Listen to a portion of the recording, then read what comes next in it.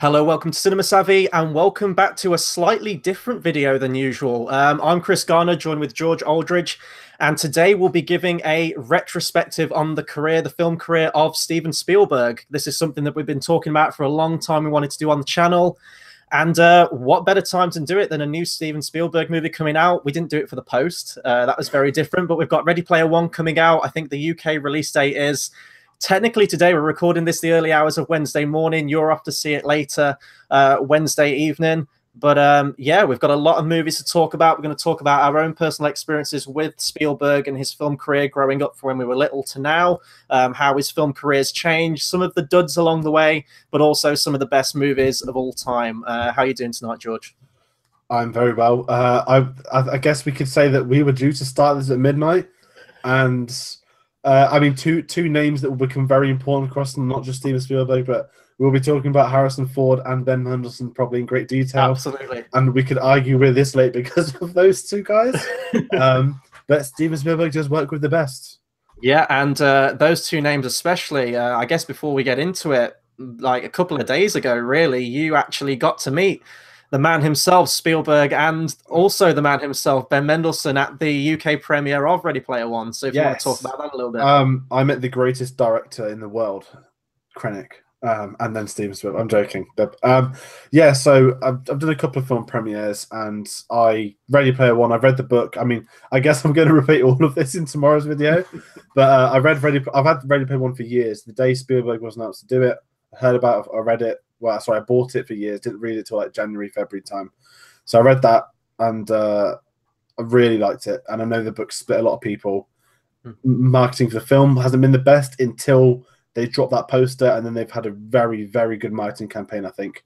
But yeah, so I went to the premiere. I did the usual, got to Leicester Square at 6:30, got my name on the list. I was number 15, picked up my wristband at 9, and then they allocate you a pen. And I said, can I have that pen? A pen is not a writing thing, but an area where you're going to go in to wait to get the autograph. So I had a Ready Player One poster. I would shine it up, but since I've been redecorating my room, it's now been framed. It's up there. It's not coming down. And they said, this area is restricted. I was like, oh, okay. And the guy's like, you fans of the book? I was like, yeah, I've read the book. I'm looking forward to this film. He's like, you're not going to sell anything on eBay. I was like, well, why would I? And so then we were given, myself and two friends were given the first three for this C pen, C123, and that basically gave us the best spot of the evening, which was actually the third best spot, but I don't care because during the red carpet and whatnot, eventually there was actually a blue carpet. There was a DeLorean, which was cool. I managed to do something I didn't. I mean, it's weird because I mean you're the same as me. You've met a lot of people now in this era of conventions and whatnot. There are names that you think 10 years ago I'd never met this person, and I think when we were at Celebration, there was almost a bucket list of names except one, which hopefully tomorrow we'll know more about. But we thought, okay, we had all these, but I think even when you think back to things like that, you'd never assume someone like Spielberg you'd ever meet. And actually, you know what? He met everyone there that was in the front row. He was meeting and stuff and speaking with, and I guess it's a premiere, it's PR stuff and whatnot, but. I've got his autograph. I got a picture with him, which was a really good thing. I told him something he's heard 1,000 times the usual. You're a big inspiration. I could have also said you made me scared of sharks, which we'll talk about later on. He's probably heard that more than he's an inspiration, I guess. Like the only man in the world that could say like he's been told he's made everyone scared of sharks. But yeah, I met Spielberg. That was great. Simon Pegg, got him on my Ready Player One poster, and then the Lord himself came over. Oh, sorry, I also met the two new lads from the cast, the two Japanese kids. I don't know their names. They're both debuting. So I think one's called Winnie and the other's called Jason. They're part of the High Five. If anyone's read the book, you'd know. But I guess everyone will find out tomorrow. Anyway, yeah. And then Ben Mendelsohn. We're both big fans. And I won't lie if I said that my anticipation for meeting Ben Mendelsohn was maybe higher than Spielberg.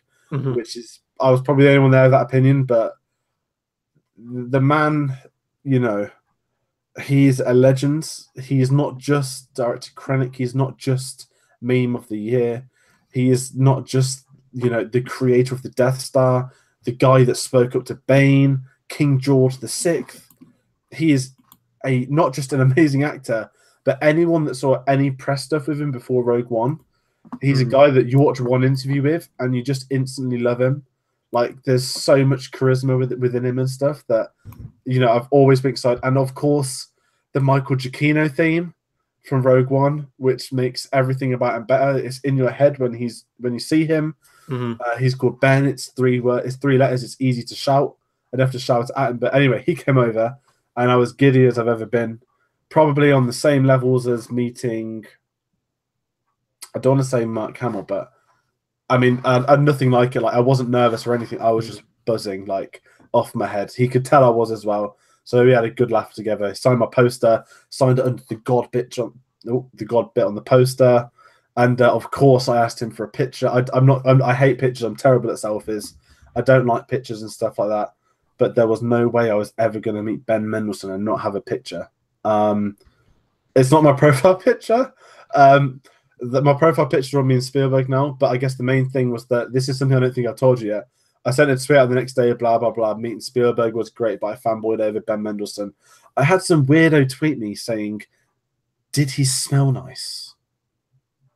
And I've got to ask the question now. Did he smell nice? Well, I didn't smell him. I was admiring. He's really tall, you know. I mean, because when you think to Dark Knight Rises, you don't assume he's small, but the shots of Bane are the angles.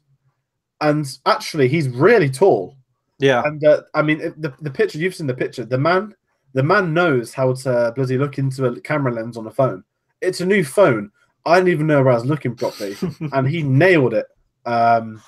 So he was great. If anyone wants to check out my Twitter, it's Aldridge ALDRIDGE 96_AFC. It's pinned to the top. The way he looks into the camera.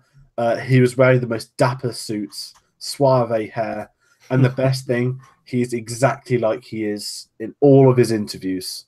And I did say to him, we will meet again.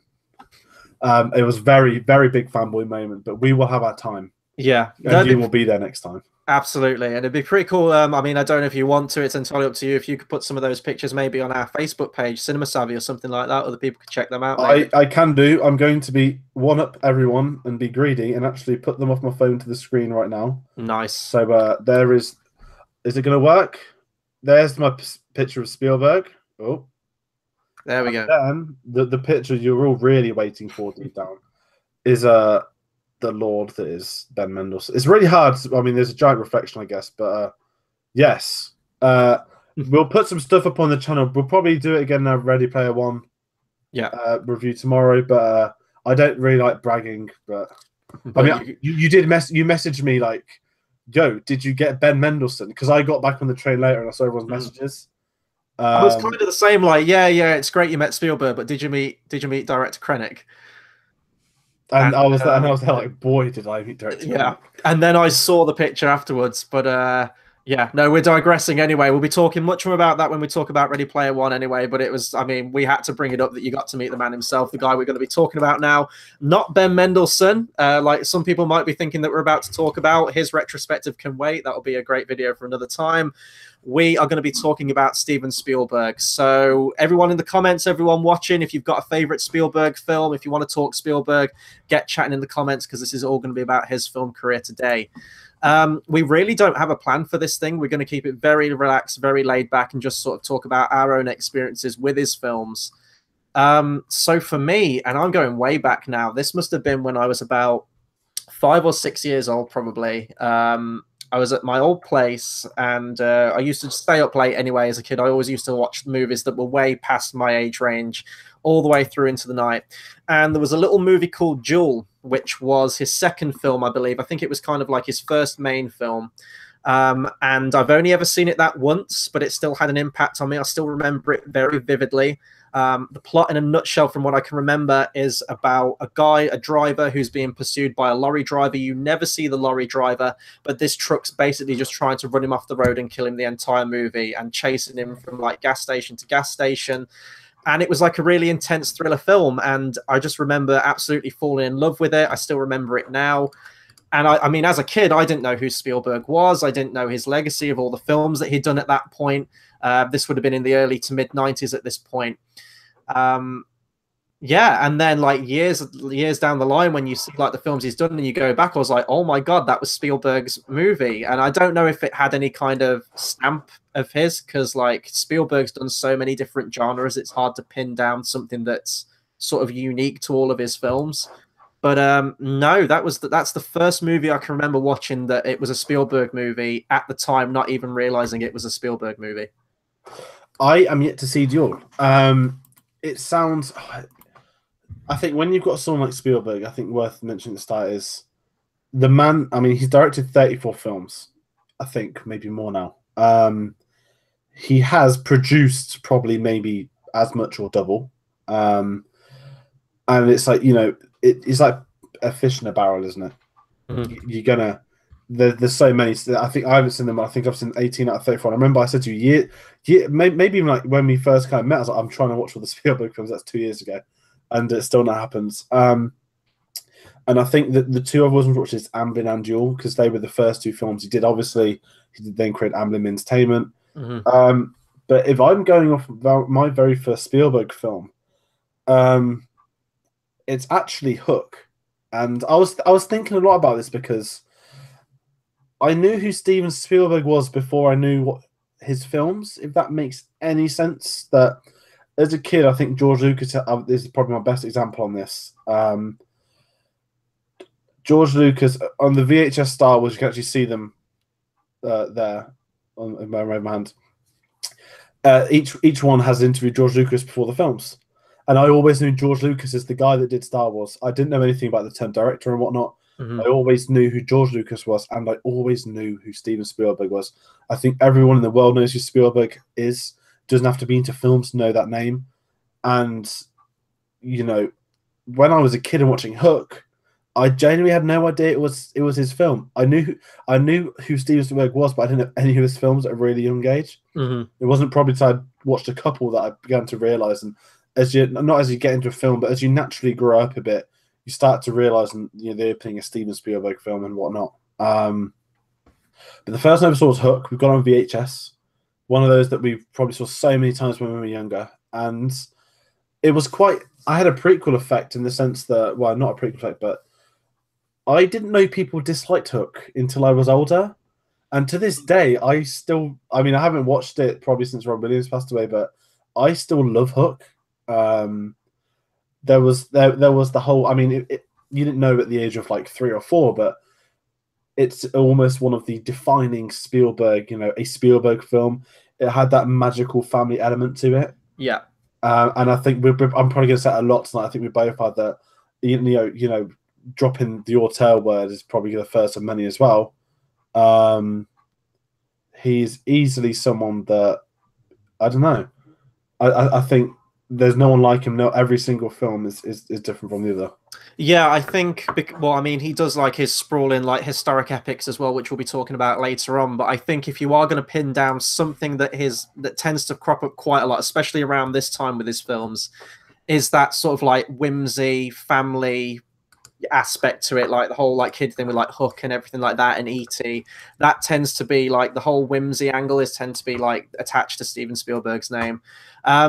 I don't know if we're going to go through like chronological order, with these films, or if you want me to start talking about Hook now we've brought it up and sort of jump around. I'd say we both kind of. I mean, neither of us really know what we're doing. No, we're just winging this. We really are. Yeah, it's a last minute, but yeah, go for what you think of Hook. Yeah. I think in the comment section we've had people talking about Hook, someone talking about Disney. I mean, I don't think Spielberg's done a Disney film, so no idea where that's coming from, but.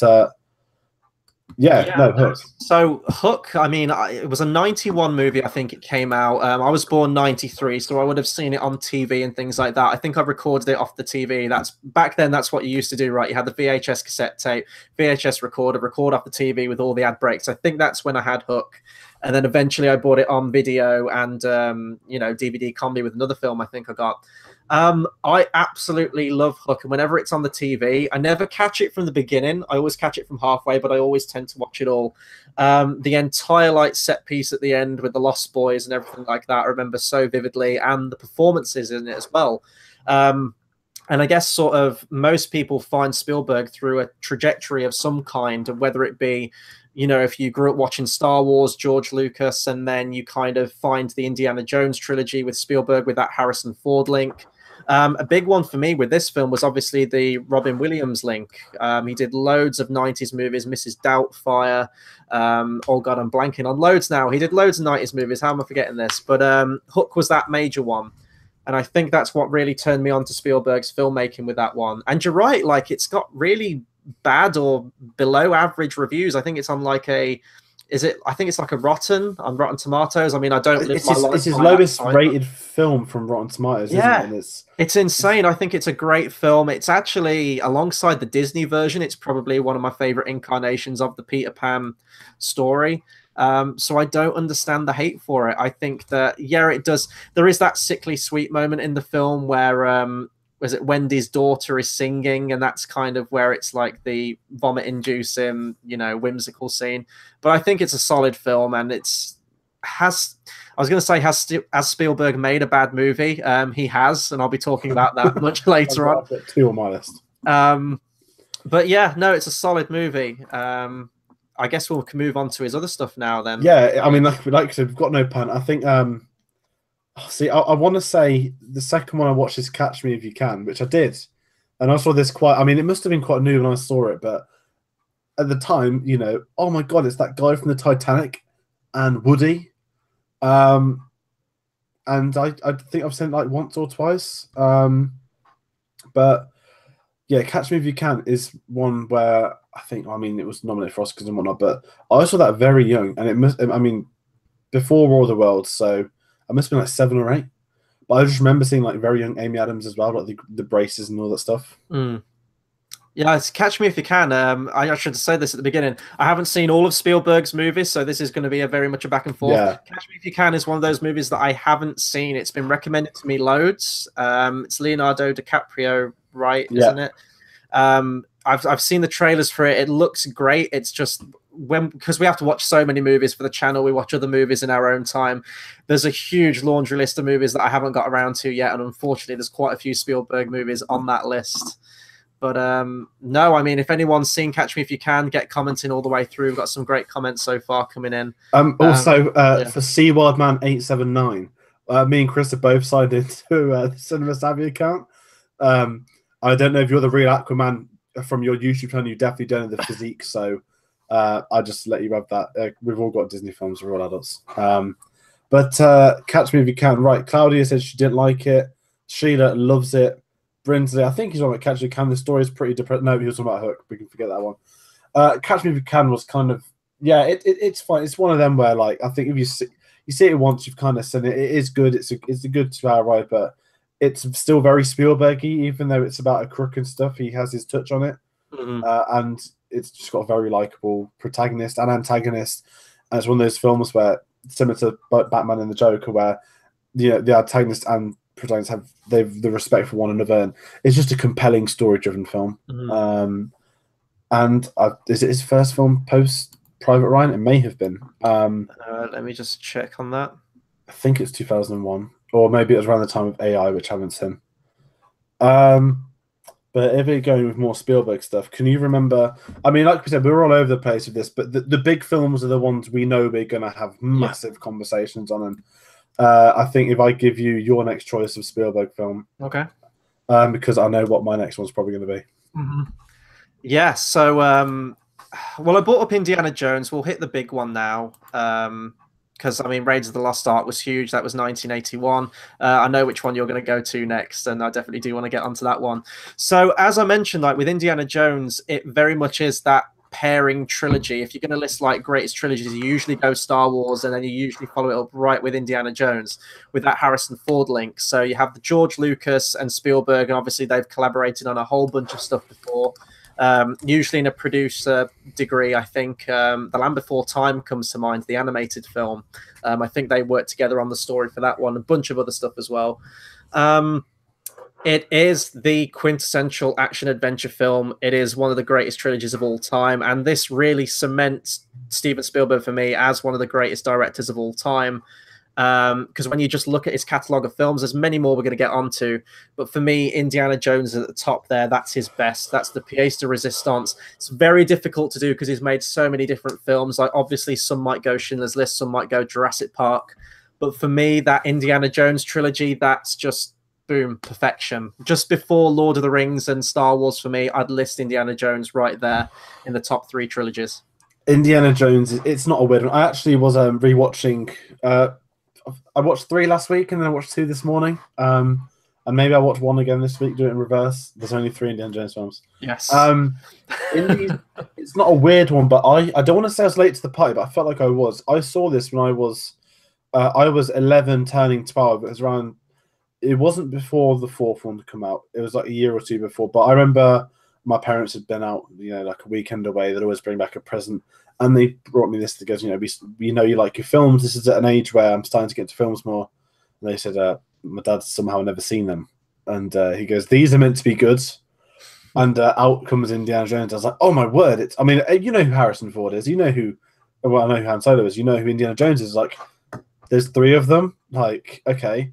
And I remember doing all 3 in a row, and there was something magical. I think I don't want to say I was the right age, because I feel like as a kid this would have been as amazing as it was then. But as an adult, it probably would have been as it's a film I think anyone can like at any age. Yeah, and I think Indy really hit me hard that this is something special. And like I said, this is the age I'm getting into films properly. And by proper, I don't mean that I'm watching them. I mean that I'm starting to know more about, the technical aspects within. And the Indiana Jones trilogy is just outstanding.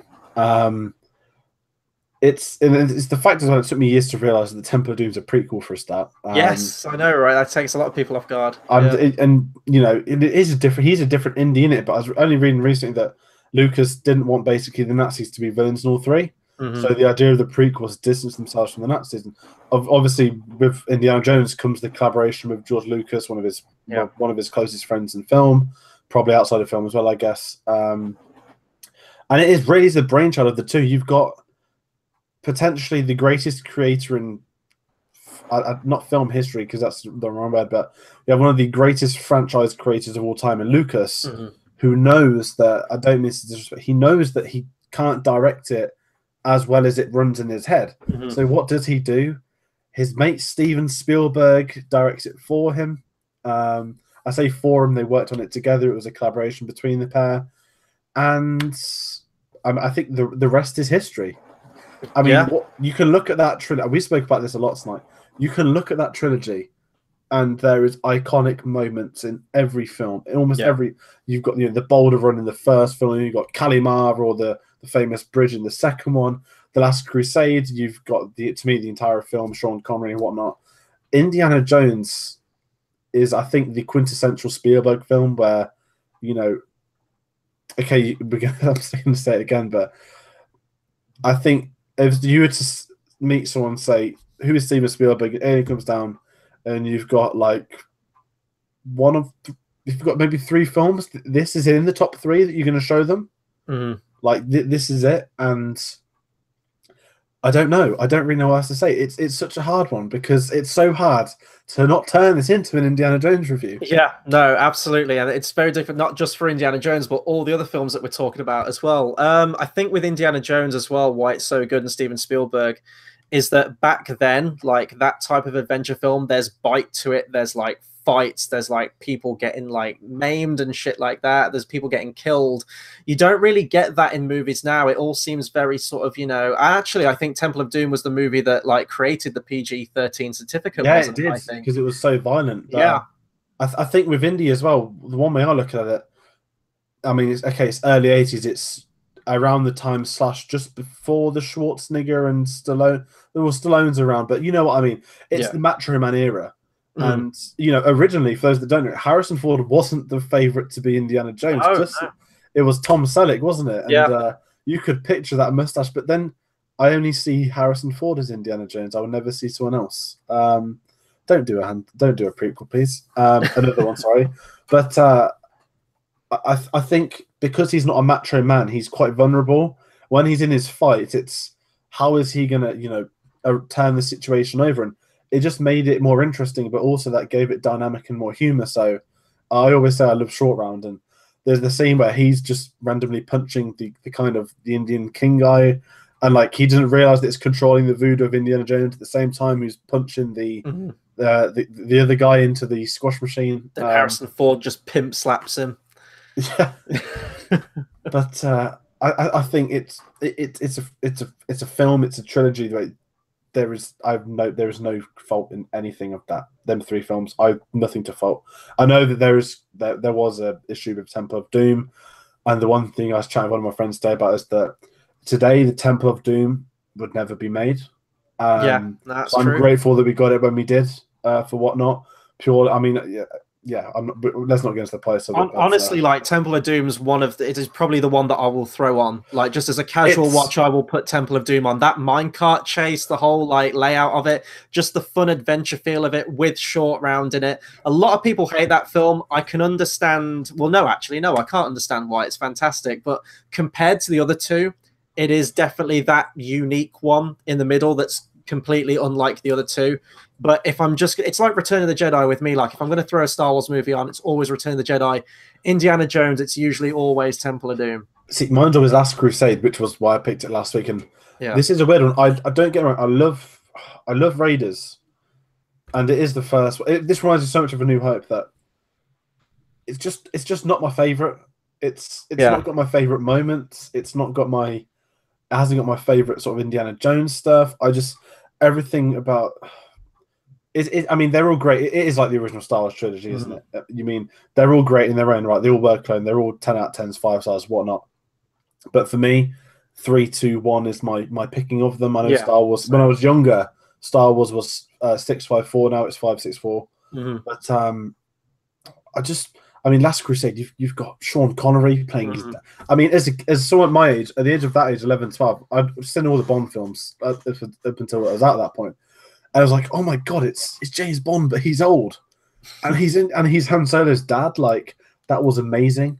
But the banter between the two of them, the action scenes, Brody, everything about Last Crusade, to me, it's one of them films where you just chuck on. I remember my 18th birthday, it's the day after Germany battered Brazil 7-1 the World Cup semi-finals. I was hungover to hell. What film did I put on? Indiana Jones trilogy for a whole day. There was an ear ringing in. I was ringing in my ears, but I still watched Indy. Once when my neighbor moved out, they got their own place and whatnot. Our final session was the Indiana Jones trilogy. It's almost the problem with Star Wars is that there's 9 of them now, and you can't just have a Star Wars marathon because there's too many. Indiana Jones, you can do it in a day, and it's a really nice trilogy to do as well. Yeah, and it's such a nice thing that there's no 4th movie. Putting a pin in that one right now. The last thing I do want to talk about has actually been brought up by Brinsley, and this will actually be a great segue into the next movie I want to talk about when I pass over to you. The collaboration between John Williams and Spielberg. We're kind of seeing it now with other directors, most notably Christopher Nolan with Hans Zimmer. There's usually always that just synergy between the director and the composer where they just see eye to eye, and I don't think there's ever been a better pairing of those two, as is the case with Spielberg and John Williams. Not just this movie, but the Indiana Jones score is one of the best scores out there, and again, you're going to be going to the Evening with John Williams concert later this year. I tried to get tickets for it, they just went like that. That will be incredible, but just that soundtrack, just to everything like that. And if we're going to segue, arguably one of, again, with John Williams, you can always say this about him, but one of the most iconic horror scores of all time. We're going back to the 70s with this one, 1975, a little movie called Jaws. And George, I am passing over to you for this one. Jaws. So recently, this week, I also found out Ben Mendelsohn is terrified of Jaws, which made my day. And he said it. John Williams, with 2 notes, ruined him. And John Williams with 2 notes destroyed me when I was younger, as did Steven Spielberg's amazing film. One of, I say this, I've said this on multiple times, the greatest horror film ever made is Jaws, because, not arrogantly, it's the only film I've ever been terrified of. It's the only film okay, I've not revisited many films because they've been rubbish or I've just seen them once, but it is the only great film that I've only ever seen once and intend to see once. So to put things into perspective, that when I was younger, like I used to do a lot of swimming and whatnot. Whenever we go holiday in Spain, you know, in the sea, on the lilos, going as far out as I could be without getting told off and whatnot. I loved all of that. And then it all changed in the summer of 2006. For the first time in my life, I watched Jaws. And I sat through the entire film, which I'm not quite sure how, but I sat through the entire film and I came out a different man, definitely I was a child, not a man. Since then, I am yet to go swimming in the sea. I do pools, I do all that stuff and whatnot. You won't find me near a yellow lilo. I have one phobia, and that's of sharks. This channel, you and Tate were over once, and you guys wish you recorded this. There was a terrible shark film like last year, and you actually made me watch a trailer, and I sat there like squint, and you guys were laughing. There wasn't even sharks, no, like I think me and Tate really wanted to just try this out to see if you weren't just like taking the piss. This is a legit phobia, folks. Like this, there's a real phobia. It's gallophobic. It's like you're scared of sharks. It's a real phobia. And this ruined me, and it's sad because I really want to rewatch this film, but I physically cannot. When I'm on YouTube and there's like a Watch Mojo list of Jaws, pause the video, search bar forwards, get off. And it's the bit that gets me most, where I've seen a couple of clips. It's like when he's chucking fish in and it just pops, and it's just terrifying. And the thing is, yes, I'm okay. People, the first person saying, "Oh, what about Finding Nemo?" That's a bloody animation. It's not a real. I mean, it's not a real shark in Jaws, but the mechanics of it, and this is the credit to him. Jaws was a film that should have failed. Spielberg almost got sacked. It was a big budget back then. They had 3 sharks, and I believe 2 of them broke. Which, you know, because you had 2 broken sharks, we don't want to risk using the other one. So I don't know. Let's just do point of view of the shark, and instantly, that's maybe not the most iconic shot in history, but in terms of combining the John Williams score with the film, it's one of the most iconic films ever put to screen, and one of the original blockbusters. Star Wars, they always say, was the first blockbuster. Yeah. The way I remember one of my film lecturers described it perfectly, that when The Godfather came out in 1972, that was humongous, highest grossing film, blah, blah, blah, all that jazz. And that was like not a blockbuster, but that was kind of like there's a window here for cinema. And then Jaws come out in summer, and that was like the original summer blockbuster. And then Star Wars just came in and just smashed the door off, did what it did. But I mean, with Jaws, people didn't go. I mean, it was famous, but then people didn't go in the ocean for months after. And there was there's a term for it somewhere, but it was like a dead summer, and all because of one film. Which so the credit is just amazing, but to this day, it haunts me that I can't rewatch. I mean, at least it's the film that's had the most lasting impression on me I've ever seen in my life. But it's just terrible. I mean, I wasn't scared of sharks before. Now I can't do anything. I can't watch videos. I get funny about being in the sea. I mean, I just can't picture like my legs like swimming, and the next thing you know, they're gone. It's just absolutely horrific. It's the worst way to go. Someone once said, statistically, there's more chance of you dying on a toilet than by a shark attack. No, it says statistically, if you had 2 sharks in every household, like a toilet, then there'll be a lot more deaths.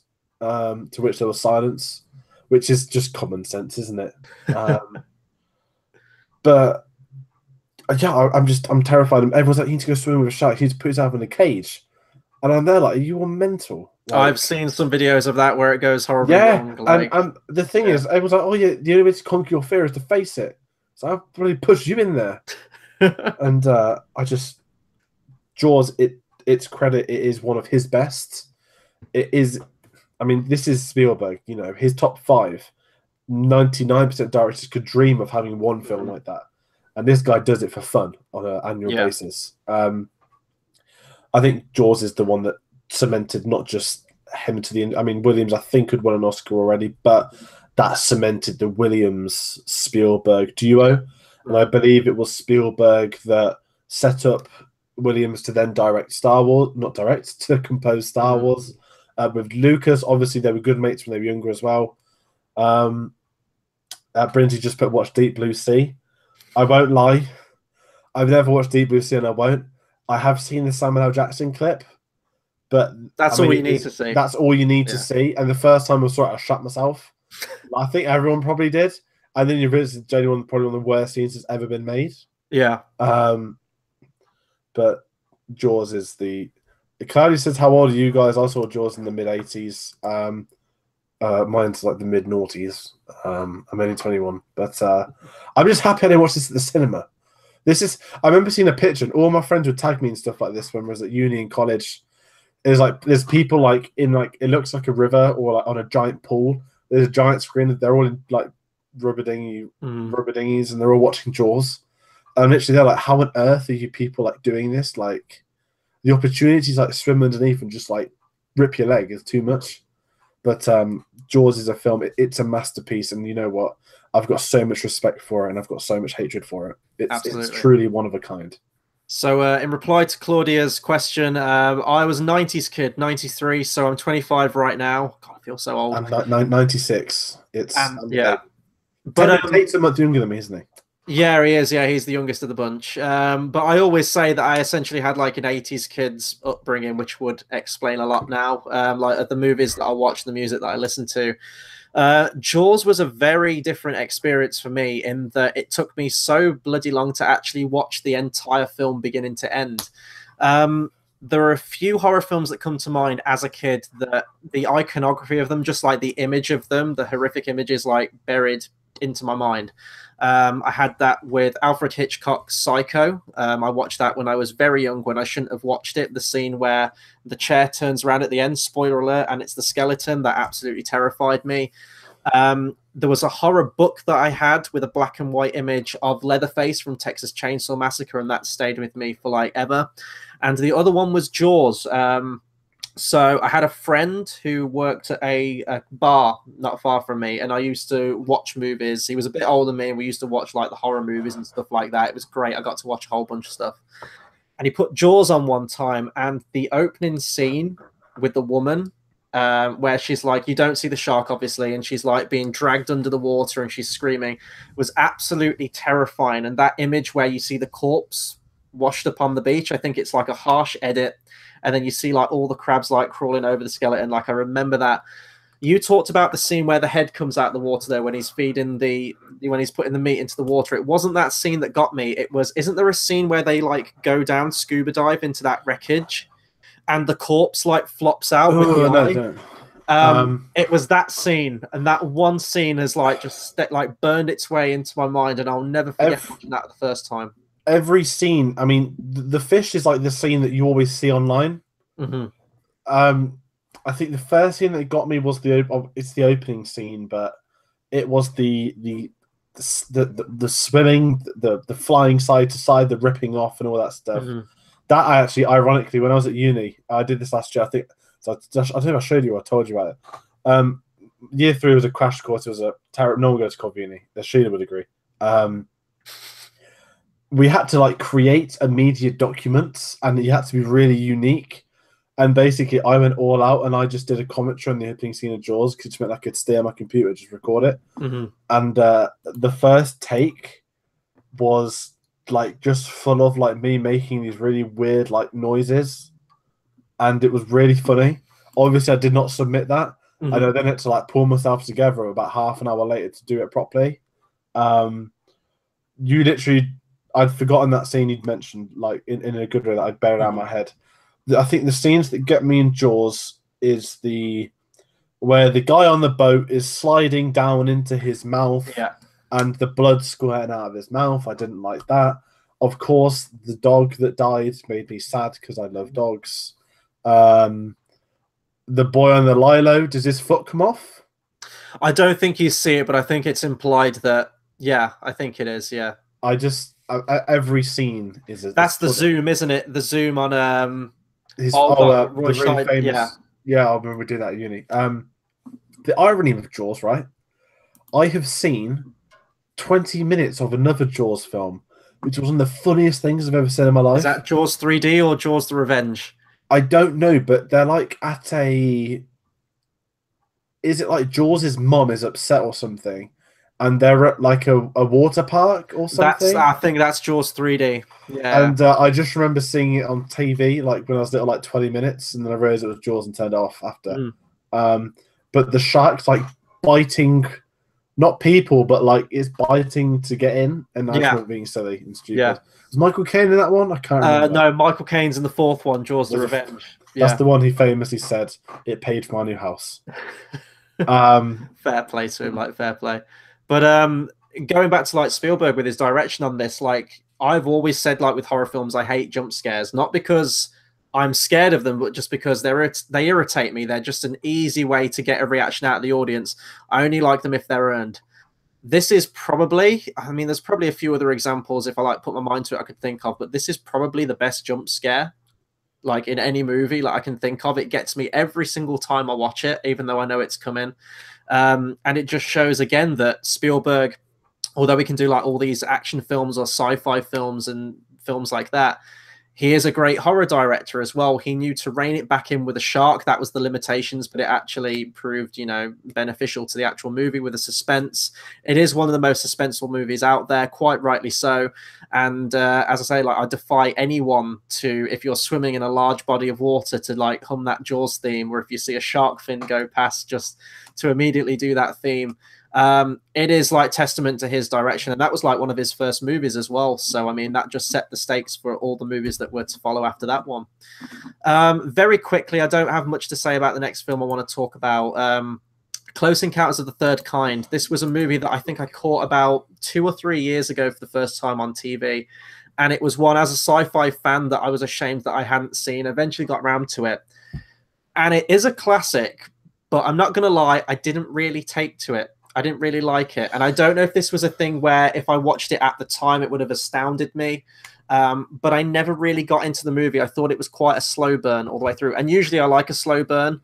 However, like the last 5 or 10 minutes is phenomenal. Like if you're going to like hold like iconic sci-fi moments up there, you got 2001: A Space Odyssey.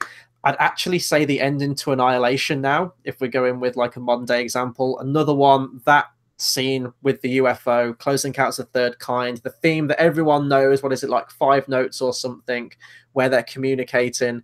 That bit is perfect, but the rest of the movie I never really got into. I am yet to see it. It's one I've got on Blu-ray. It's one that I think my dad really likes, because whenever I'd bring it, he's like, "Oh, I've got this really famous version on VHS. It's like the anniversary one or something." And I've never got around to it. It's one of those where whenever I'm looking at my shelf of what film to watch, there's always a couple like I still need to see this. It's one of them. Like American Graffiti, I only saw like a month or 2 ago for the very first time, and that's because I was just right. I need to see something that I haven't seen. It was A to Z, so I did that one first. Of course there's the iconic sort of score. But I just don't know much about it, and I want to watch it. To me, it's more famous for Lucas and Spielberg famously put a bet on with each other, and they basically, Spielberg says Star Wars will make more money than Close Encounters. Lucas was like, no chance Star Wars is going to bomb, and I guess the rest is history. I think that famously happened. I don't know if they opened up on the same week. I could be wrong, but apparently those two were literally just lying on a beach in an island somewhere on holiday together. And that was also this. I think that was this opening weekend of Star Wars, you know, and then that's when they actually came up with the idea of Indiana Jones together.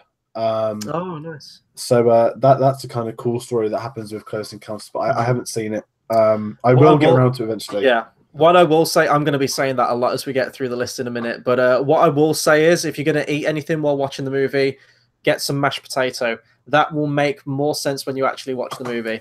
But no, as they said, like the score, the 5 notes, the do do do do do. Like if you're doing like Aliens, you're either going to sing the X-Files theme or you're going to do that one. Great score, great movie moment, and I could see it in like a movie montage of some kind, like that one that was at the Oscars where they just went through like every single awesome iconic movie. I can't remember if this scene was in there or not.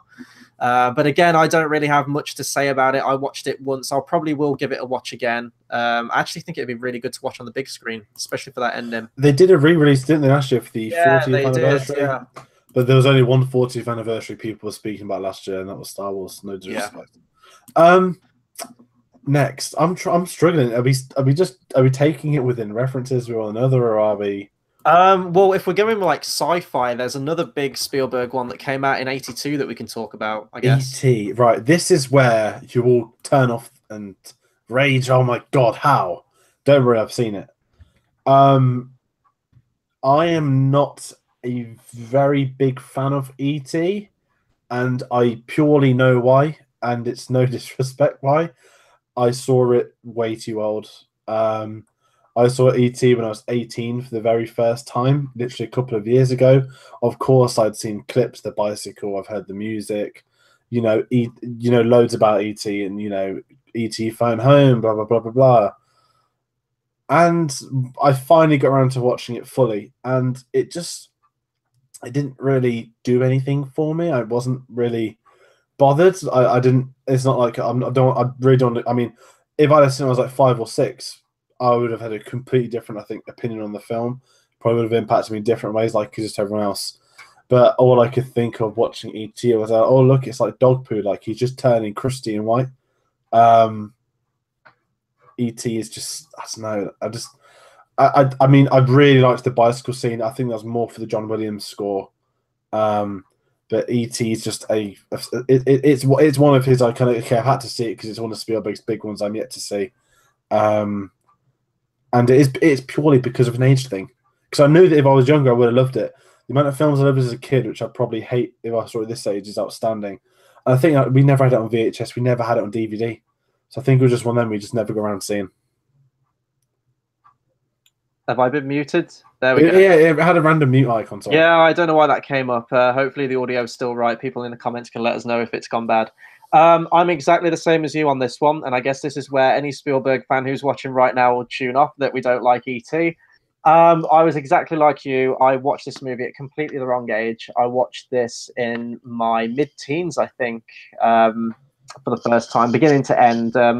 It's one of those movies where you know all about it in like popular culture and everything. You know E.T. phone home, you know the story, you know the moments, that you kind of don't need to watch the movie because it's all been spelled out there for you. Another great scene that I do like in E.T. though is where he sees Yoda.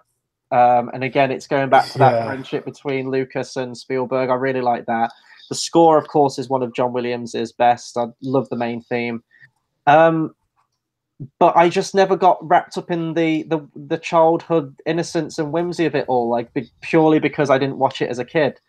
I can understand why it's a classic. It's got some great moments in there, and actually the bicycle scene across the moon that eventually became the logo for Spielberg's company of Amblin. So it's got that there. It's got that going for it. But E.T., I know a lot of people that are actually terrified by E.T. They don't find him charming. They don't find anything like that. He's a little bit creepy, you know. Dog poo. He just turns crusty. Literally, I'm sorry. Anyone that's had dogs knows this. Like, not to get into a conversation about dog shit, but literally, it's just okay. It comes out like brown, and it's like not shaped like him because that sounds really bad. But I wouldn't be surprised if like the original like puppeteers just thought it. But it's when I just remember pissing myself when he did start getting crusty white. But there was the whole like the FBI in the house and everything. Like E.T. was not what I expected it to be. Mm-hmm. I knew about the bike scene, I knew about the phone home, but it was just so bizarre. And I think one of the funniest things was when we were at the convention last year in Manchester, they're like a mini E.T. set, and like all these, everyone was like buzzing. I was just there, like, just look at it, man. Like it's just creepy. It's a little bit weird. It gets quite dark. Like I know that goes like to testament to the film. It gets very dark. Didn't they do like a special edition version of this movie, kind of like Lucas did with Star Wars, but they removed all the guns, I think, and replaced them with walkie-talkies to get a PG. Oh, I've seen a video, something like that. I think. I thought that was like a meme video or something. I could be wrong, but I wouldn't be surprised. I swear to God, they digitally removed the guns and replaced it with walkie-talkies, and then they eventually, I think, re-released the original again. No, I don't know what it is, and I know that sort of like the iconography and moments of like E.T., for example, have gone on in like Stranger Things, the recent Netflix series, which homages a lot of 80s stuff. And Brinsley, going back to your question, 1982 E.T. came out, and I That was think the greatest month in sci-fi history. Yes, that's what I was trying to think. There was Blade Runner, there was John Carpenter's The Thing, there was E.T., and wasn't there a fourth one? Star Trek 2 Wrath of Khan. That's And it. then Yeah. in the first week of June, you had the original Tron film. And I believe there may be one more. I could be wrong, but that was like they call it the greatest month in like sci-fi history. Yeah. And it's crazy that all. I mean, no wonder Blade Runner flopped. Like, look at. I mean, E.T. I think this is a credit to it as well. This did go on to outgross A New Hope. This was the highest grossing film ever released, and I can't remember how long it had that record for, but that was a humongous achievement, I think. And you can only imagine back when that film was released how big that would have been. It must have been like an event film as such. Yeah, definitely. I mean, out of all those ones, it's the most accessible one. It's the most blockbustery one. It's going to get the families in. And I mean, talk about a family movie. Like, my mum adores this film. Like, she sobs her eyes out at every time at the end of this movie, and I just don't get it. I really don't get it at the end. I feel bad. Like, in another parallel universe, maybe I did watch this movie as a kid. But unfortunately, I never had that emotional attachment to it. I can still see why it's a classic. It's a story, you know, it's quite a tried and tested story. It's been repeated a lot since E.T. came out. But yeah, it never really did anything for me. I'm trying to look at what other movie we can talk about now. So there's a bit of a gap here. I feel really bad that I've never seen the films The Color Purple or Empire of the Sun, because I've heard they're absolutely fantastic. Great historical pieces. Empire of the Sun I'm yet to see. I know it stars a very young Christian Bale. I think The Color Purple, is it Oprah? I think maybe in that and may have won or been nominated for an Oscar. I may be wrong. I haven't seen it. Like I said, we haven't seen all of them. We've been told we have no heart, guys. Sorry, Chris. Well, I know that. I've been told that millions. Yeah, we've both been told many bad things in the past. I take that as a compliment, to be fair. Sort of like the Iceman. Brinsley just said, I can't now look at E.T. and not think of dog poo. I'm sorry, but it's happened. And we've achieved what we set out to do, right? With this discussion. Yeah, we've ruined your childhood. Like maybe Spielberg just sat there. Maybe he just watched his dog like over a couple of days, like the poop. Maybe thought, you know what, that'd make a very interesting character. And this South Patch took it one further and just made Mr. Hankey. I think with Spielberg, I mean, let's not talk about 1993 because that's like the pin. I guess if we stayed with sci-fi, I haven't seen AI. But... I've seen AI once. I don't know if I caught it from the start, but I caught it from like probably about 20 minutes in and watched the rest of the movie. I don't know a lot about the behind the scenes of it completely, but I originally know that it was an idea that Kubrick wanted to direct it like way back when. It never came to fruition. I think he was in the planning stages and then he passed away after Eyes Wide Shut, never got to make it. Spielberg picked up the reins, and I think it's certainly in some shots he's trying to emulate Kubrick's style. It's a lot of sort of like distant wide shot camera, letting the action play out, very sort of, not in a way that I'm slating Kubrick because he made some very different films, but monotone, disjointed dialogue. Disjointed is not the right word. What's the word I'm looking for? Sort of like you're watching as an observer. There's some POV shots that he puts in there. But the ending, it's very Spielberg. Like, you've got the blue fairy in there. It's very like that hook quality to it towards the end of it, like the happy ending. Spoiler alert, I've just ruined the ending for you. But it's a film, when I watched it, I was really disappointed by the ending. For anyone who's seen AI, you know there's a place towards the end where it should have ended. It's like what some people would argue the Return of the King syndrome. It just never seems to end. There's a moment where it could end and it would be a bleak and a thought-provoking ending, and that's where I wish the movie would have ended. And then it goes on for like another 20 minutes or so, and it gets weird with aliens in it, and it eventually cycles around and becomes the happy ending. But I think originally Kubrick, for example, if he'd have directed it, he probably would have gone with that, really bleak ending. But apparently that wasn't the case. Like, he wanted to make that kind of family film like Spielberg did. He was the one who was pushing for that happy ending. It's a fine film. There's some creative visuals in there, but it's really not one of my favorites when it comes to Spielberg. A lot of the ones getting around this time, they're fine movies, but they're just kind of average. It's nothing like the ones that he made from the 70s or the 80s. It's kind of this period where it levels off a little bit in quality for me. I mean, AI, was that the same year as Minority Report or similar?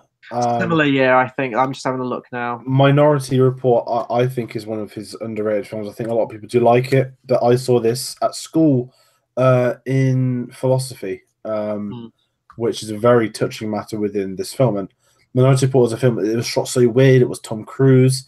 It was the whole like black and white covers with like the blurry things, and it was a film where I was like, oh, this is a bit odd. And we never finished at school. But sometimes it's a good time when you watch a film that's, I mean, everyone would have watched films they were at school. You know, they'd wheel in the VHS player before the era of DVD. And this was a DVD, obviously. And I was been about, well, this was secondary school. So about 14. And I remember going home that week and I said, Mum, Dad, I saw this really good film at school. I didn't finish it. Can we watch it? And it was, they went out, got it, Minority Report. I loved it, rewatched it. And I think it's one of those films that every time I've rewatched it, it's grown on impact with me since. And it raises a lot of questions with society and whatnot, but I just really enjoyed it. Obviously, I'm a big Tom Cruise fan. It also spawned one of the most hilariously bad video games as well. If anyone's played the Minority Report game, highly recommend it if you're looking for a really, really good but bad game. I actually haven't seen Minority Report. I remember, I mean, it was visually stunning when I first saw it, that sort of like highway chase, but it's vertical. Like, I remember seeing that. I did have it on VHS. I think I started watching it about 15 minutes in and I really struggled to get into it. This is a long time ago, guys, where I didn't give movies a chance. I was into movies, but not into them as the standard that I am now. I have sat through a whole bunch of bad movies from beginning to end at this point.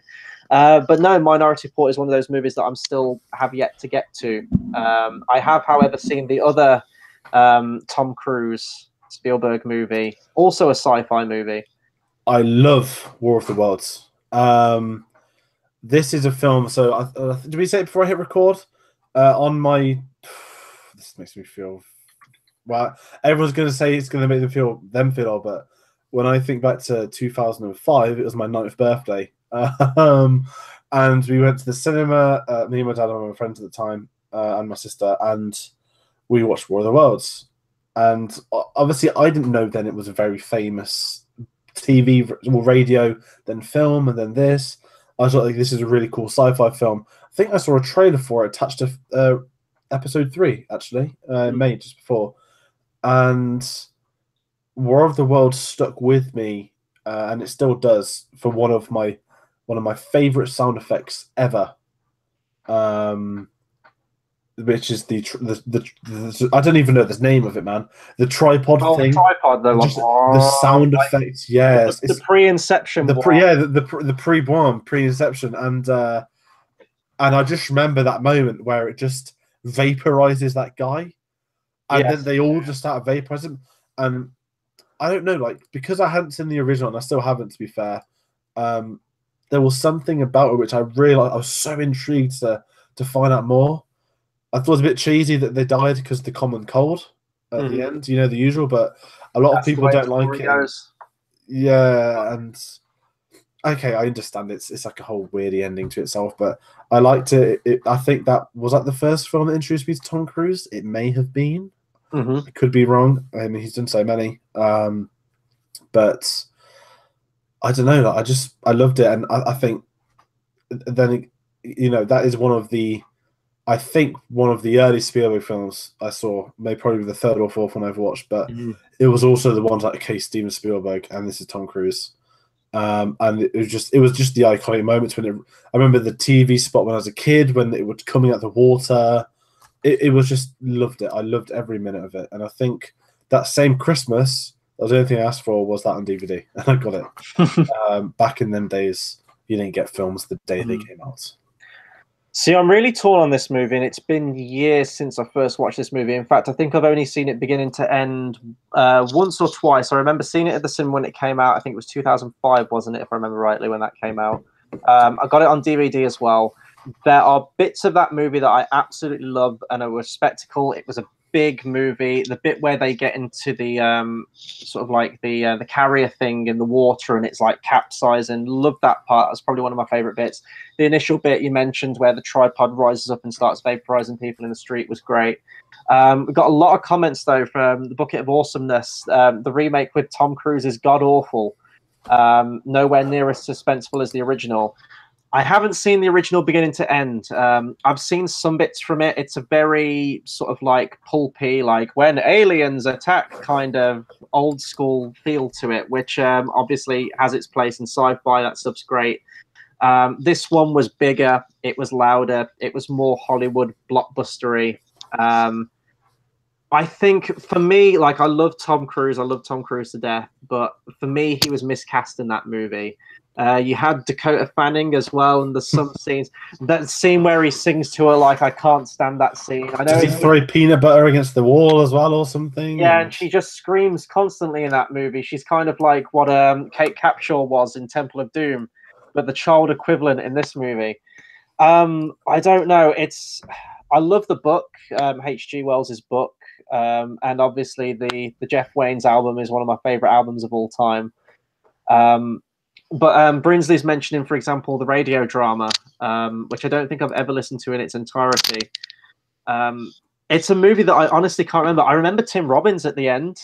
I think I've only seen him in Shawshank Redemption's obviously his main one.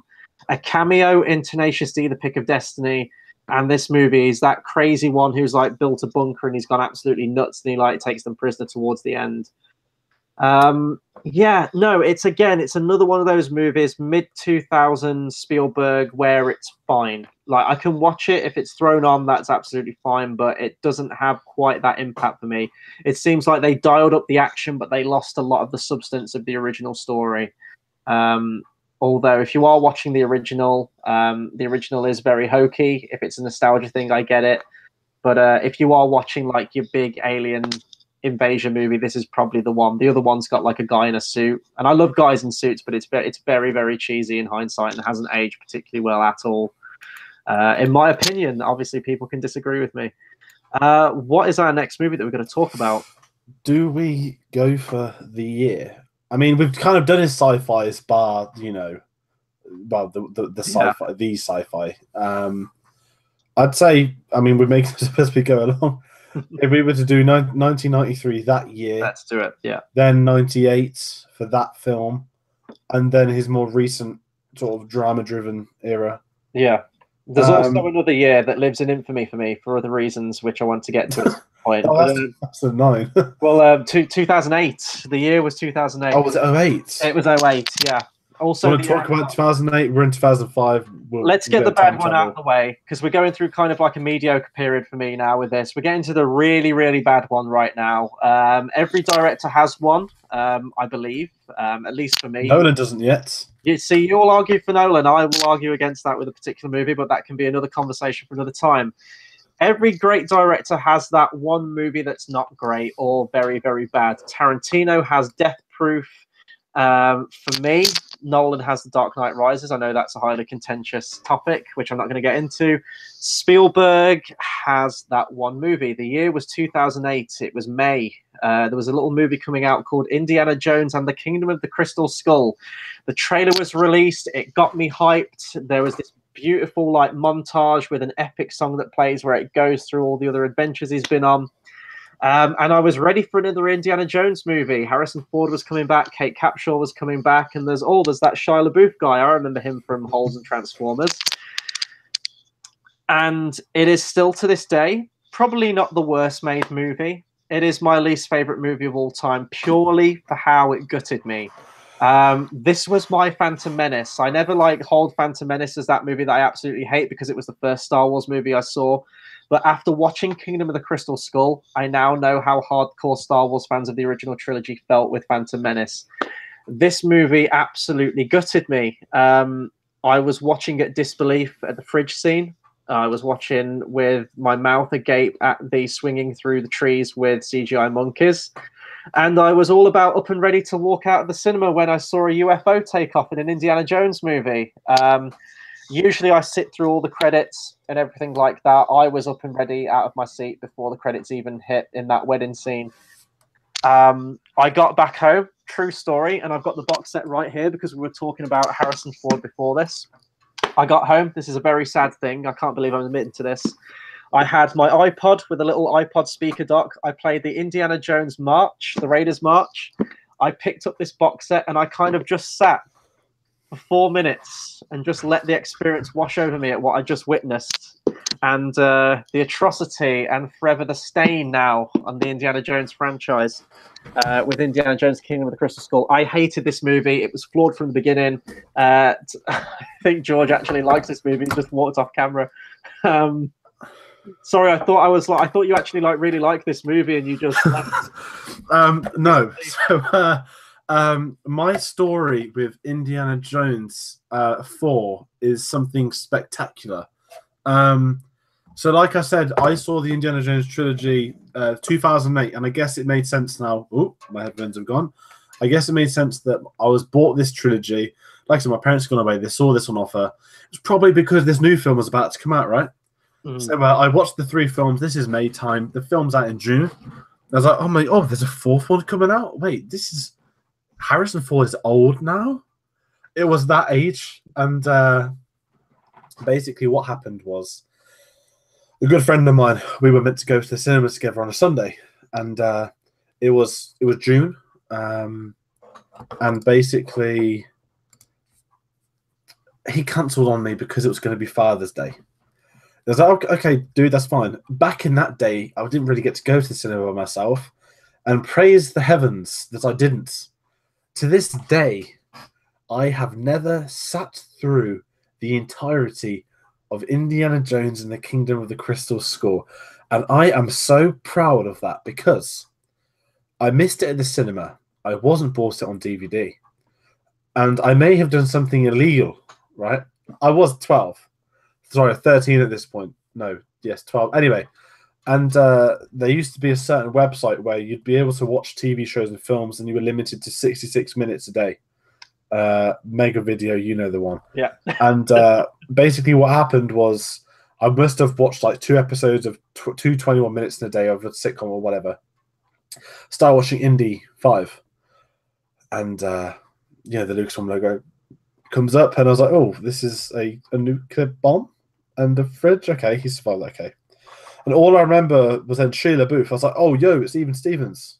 And then the stream cut out, and I just wasn't. I mean, I was literally like 20 minutes in. It was him like at a cafe or something. Anyway, I just never got around to seeing it again. And then as you discover the internet, I discovered that Kingdom of the Crystal Skull is like that one of the worst films ever put to screen.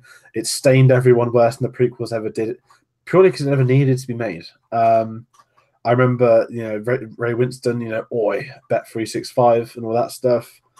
And I just avoided it. And to this day, I've still avoided it. But there is a funny story. I think I told you about this. Yes, you did, yeah. In Belgium. Yeah, I'd say, we were on the channel at this point. So I'm big on my Formula One, for those that don't know. Watch our Rush video, the great film and directed film. I did Belgium for the Grand Prix with my friends. We were at a hotel.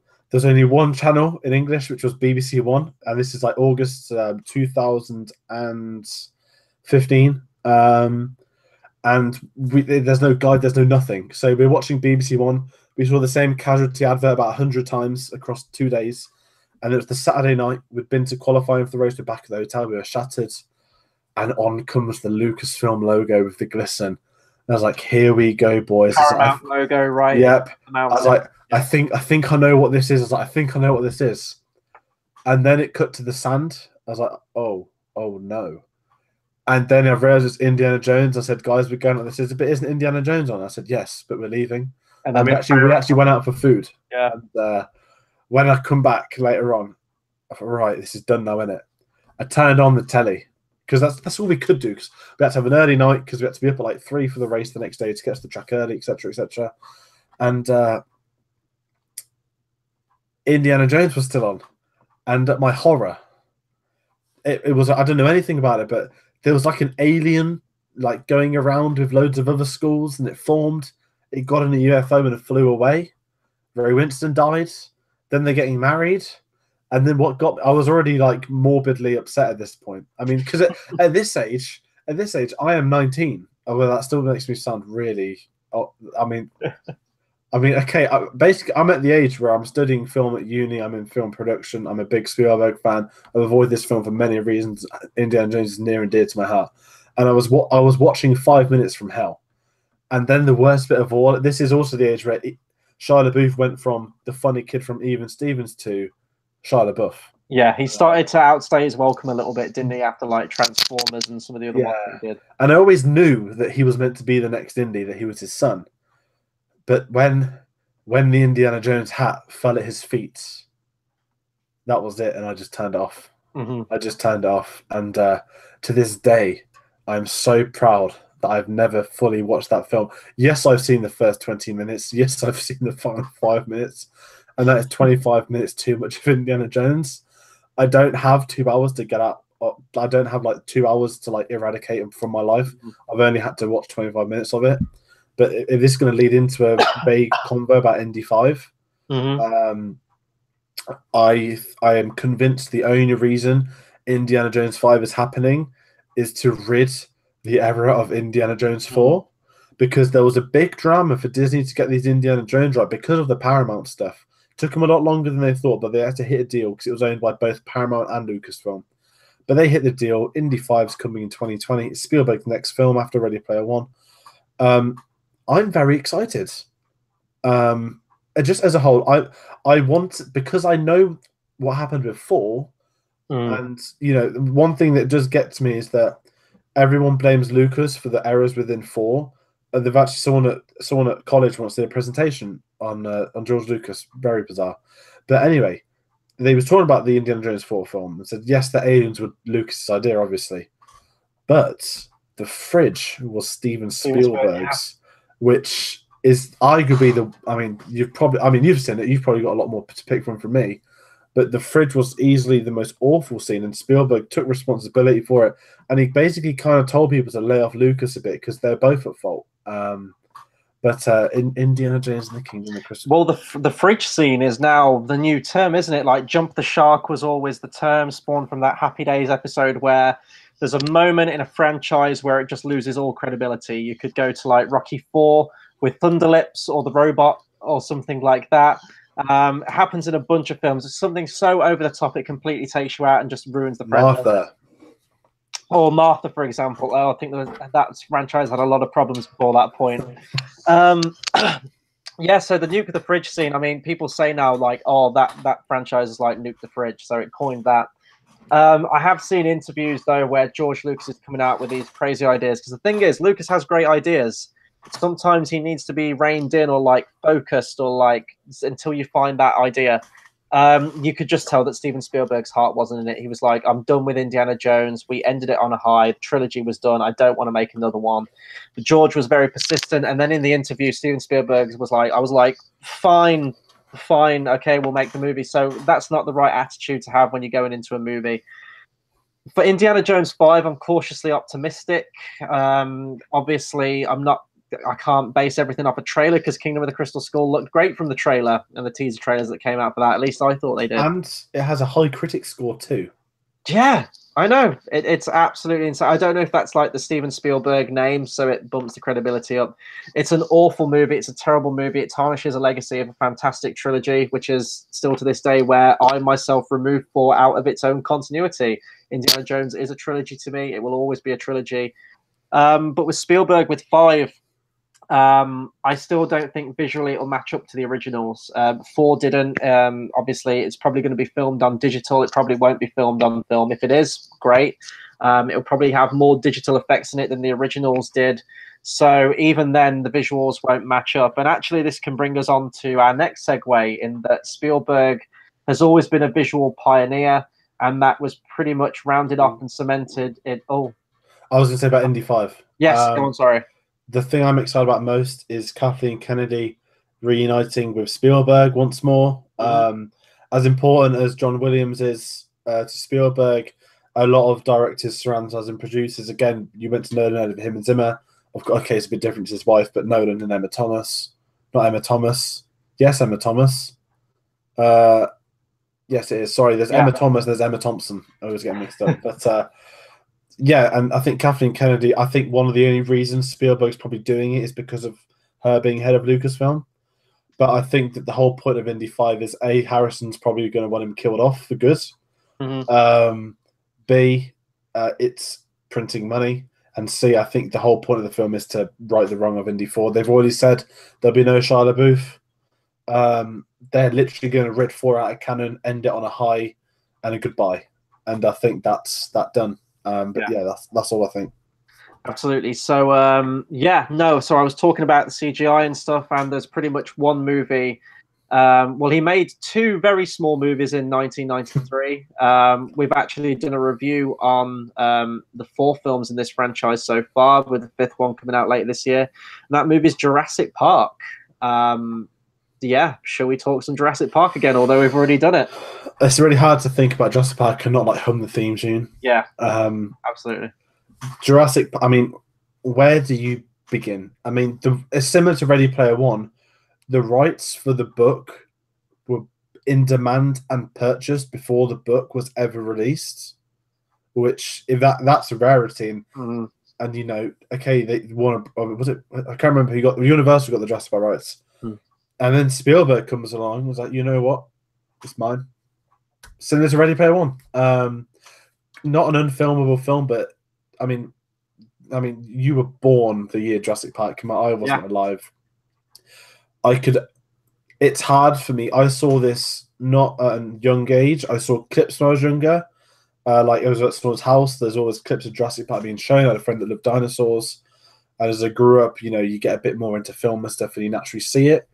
And Jurassic Park is without doubt one of the most important films ever made, I think, in terms of technology, computer-generated imagery, and what came from that.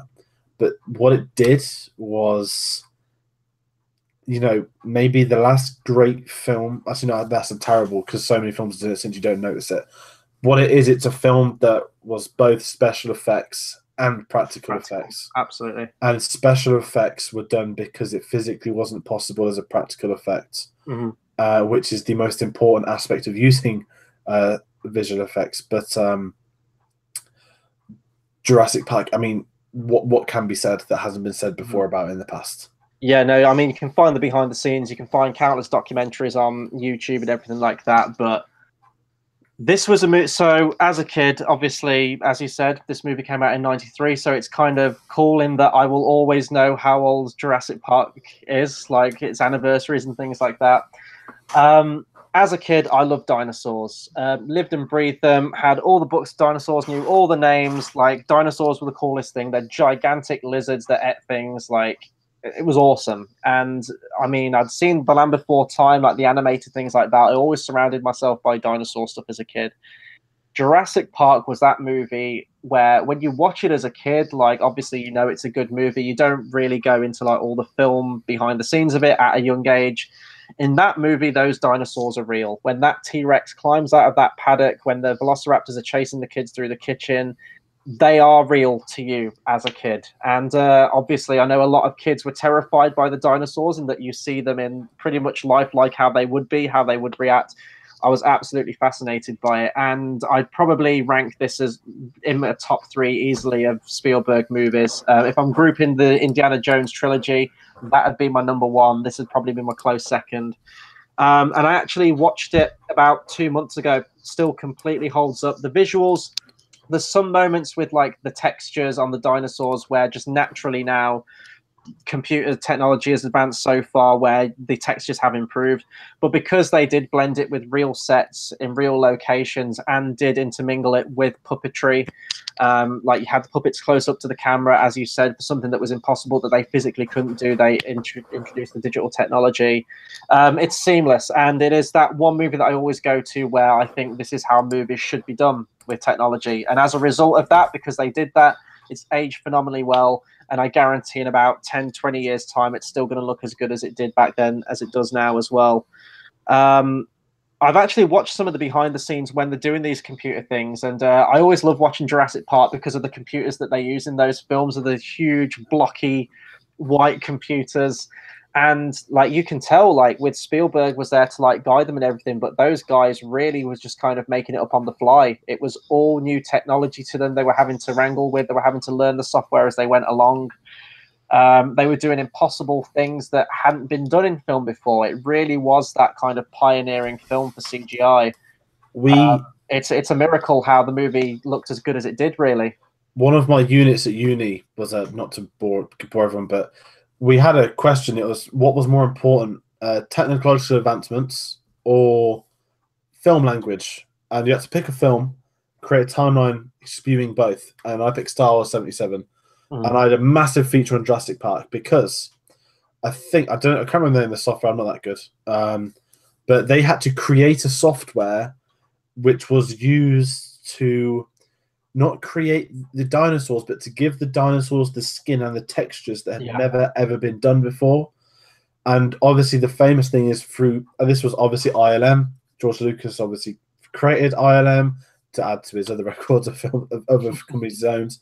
But without Jurassic Park, there is also no Star Wars prequel trilogy because famously, George Lucas wanted to wait until the CGI was right to do the prequels, but he said the day he saw that render of the first shot he saw was the shot, Welcome to Jurassic Park. He said that was the day where he started working on the prequels. And I think what hits me most of this is what he said about the dinosaurs being real. As someone that obviously saw a lot of clips as a kid, not fully, as an adult fully watched it. I think it was probably the anniversary, probably 2013. I'd probably imagine I ended up seeing it. Wish I would have saw it on the big screen or IMAX or something. That'd been great. It's the combination of animatronics and the light and the CGI, because up close the T-Rex is terrifying. One of my all-time favorite movie scenes is the T-Rex, the vibrate, the cups. Yeah. All of that, nicking the bloke off the loo and eating him.